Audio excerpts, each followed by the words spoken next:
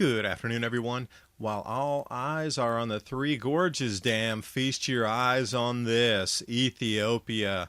Grand Renaissance Dam, generating electricity by blocking up the Blue Nile, which also supplies Sudan and Egypt with their water. Ethiopia already starts to fill it. Areas in green are countries that could increase crop production. Isn't that coincidental? Great kingdoms, once a part of Ethiopian history, and West African monsoons shift along with intertropical convergence zones. Definitely new rain patterns setting up in the grand solar minimum.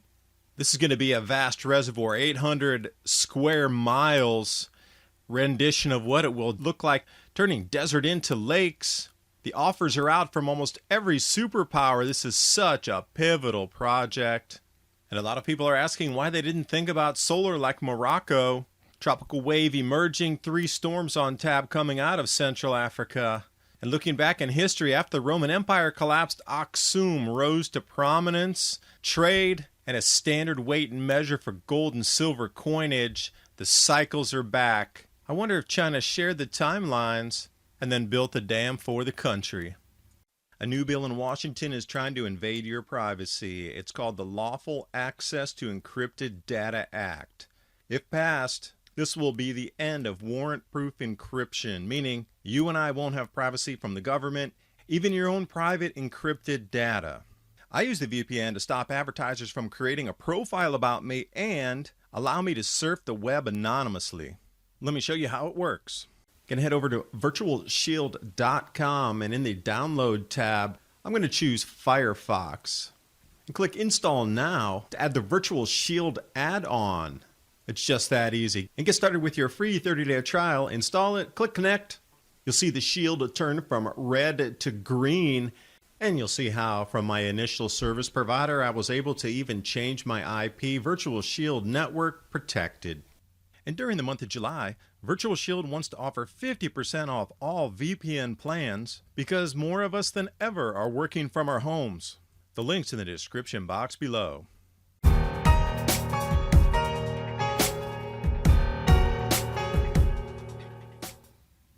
And with all eyes on China and the flooding, the largest in the last 400 years, Three Gorges Dam, Yichang, supermassive dams, everybody's looking at the flooding in China.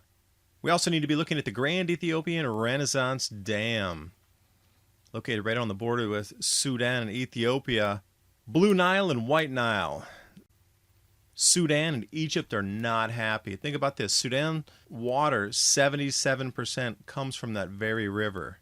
93% of Egypt's needs also come from that same river, and then Aswan Dam might not be functional anymore in Egypt if the water's controlled at a certain level.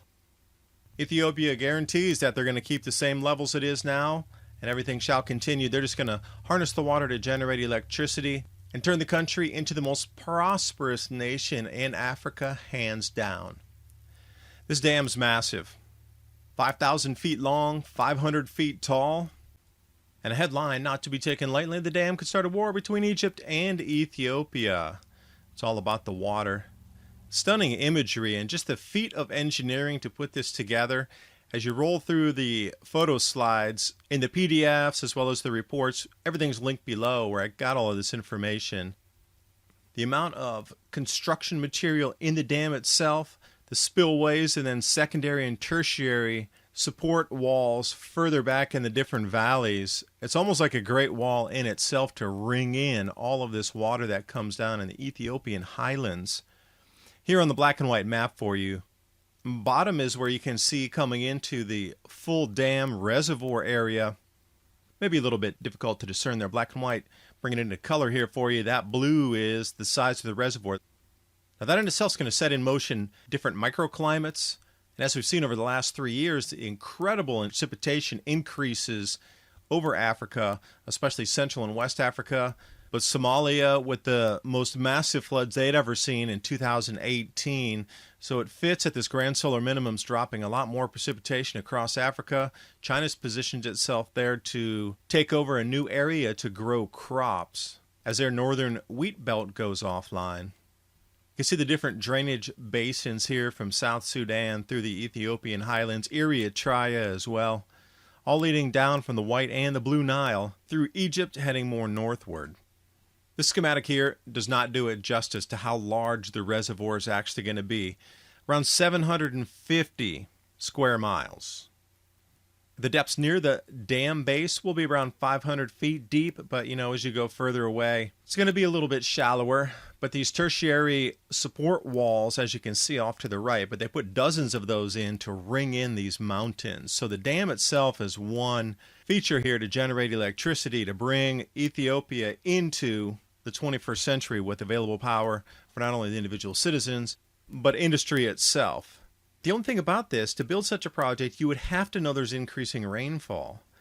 And the rainfall would continue to increase, or else this would not be feasible in any way, shape, or form. So who knows these cycles? That is with guaranteed certainty able to advise the Ethiopian government that this is going to fill, stay filled, you're going to have plenty of water. Perhaps a society that has kept records for 4,000 plus years on climate, trading across the planet. Another bird's eye view here of the enormity of this project. Ethiopia sees it as an essential part of the development moving forward because, we all like electricity too. And the first thing that was pointed out on Africa's largest dam, the ratings for the generators and how much electricity could be put out are at full high water flow. But throughout the year, as it goes through the seasons of drought and then monsoon and then drought, during those 4.5 to 5 months of drought, it's not going to be able to push through the amount of proposed electrical generations. This is one thing to keep your eye out for as you start to look at the massive numbers they're quoting on how much power can be produced. And the thing that started this whole video for me was a couple of tweets saying, "The river is ours now." And indeed, Ethiopia has started to fill the reservoir behind. And this is right in lockstep with these floods that are ongoing in Ethiopia. If you look for more information on this moving forward, this is going to be a pivotal piece of infrastructure moving forward through the next 30 years here. This is it. This powers parts of Africa and especially right into the Red Sea. And if you hop over to Aden in Yemen, which the United States and allies want to control, China also with the Sudan port up there, you can see this is a powder keg already.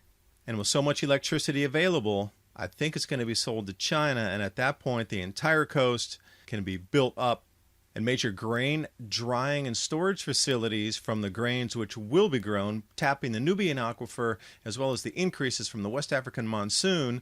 China can put out thousands of square miles of new crop growing areas as Heirloom and the northern wheat belt go offline in China. The dam's starting to fill, but it's incredibly silty and basically mud pouring over, liquefied mud. But give it time as more water comes in and this silt starts to settle. And another thing to take note of, this is only the first in 4 dams.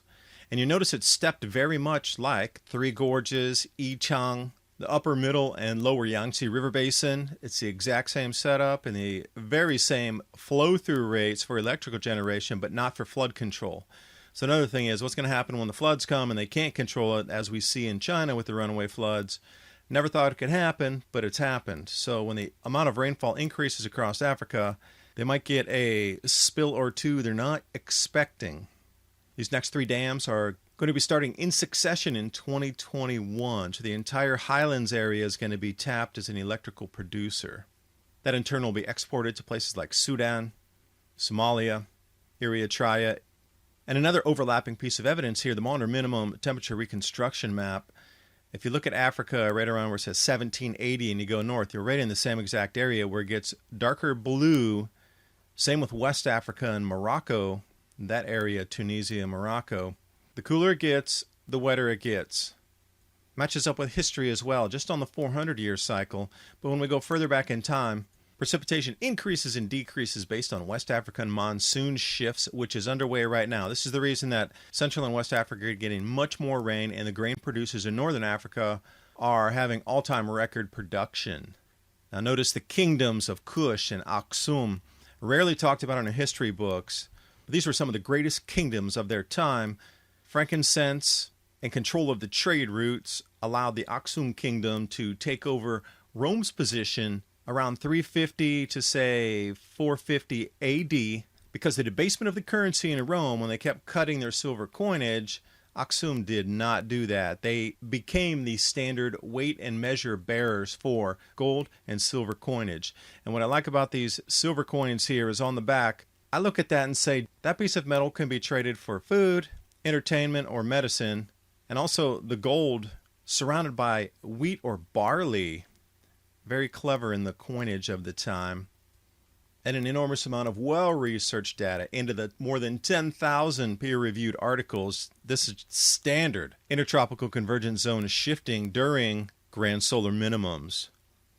And as these shifts occur in the grand solar minimum, some areas get drier, some areas get wetter, and it just happens that that area sits between a wet and a dry locale. And the different flows in themselves are going to change. So the monsoon's going to take on a different position moving forward through the next 10 years or so into 2030. And Ethiopia sits right at the edge of that. And the map I created last year, putting together areas in red that are already showing significant crop losses in the country. Now, not the entire country, but portions of a country that are red are showing significant crop losses. Blue are the ones that are behind a couple of years. Green are the areas that are going to bring on new production from scratch, if you will, deserts turning into grasslands, and those grasslands then, with below ground water resources and increased rainfall, become new crop growing areas. And the yellows are the underutilized areas that could increase production, such as Myanmar, that's only using 50% of its arable land, but they could kick in another 50% and double their production in a matter of months if they really chose to do so. Look here at the Roman era grain growing areas, northern Africa, all the way down. Where do we see it? Yep, Egypt. That's the same exact river basin that this dam is going to reduce flow. If they decide to get nasty, they can reduce the flow down there. But that's going to interfere with the crop growing area. It's all intertwined, is it not? And a lot of people are asking, look at Morocco. They're doing something that provides equal amounts of power for a fraction of the cost as this dam that cost almost $5 billion US. And you know, by the time it's said and done, it's probably going to come in around 7 with overruns on costs. You could put in at least 8 of these facilities. But remember, Morocco has much more sunlight and sunshine hours than Ethiopia does. Although it is quite arid and sun-baked in many areas of the country. Staying in Western Africa, 3 different tropical waves emerging off the continent heading toward the U.S. Central, far right there, this is another area that's getting an enormous amount of rainfall. And you see these spots that are emerging as tropical waves. They're dumping rain all through there. These were once areas that were incredibly dry, but Chad, Lake Chad, is a known area 4,500 years ago where rice was domesticated in Africa. So we're starting to see these mass grand cycles repeating themselves, and with so much money at stake here and the most precious resource, water, you see where the drainage basin goes down into the old crop growing areas of Rome. It's not that much of a stretch that who controls this water supply off the Ethiopian highlands controls the food supply to be grown in the future in northern Africa.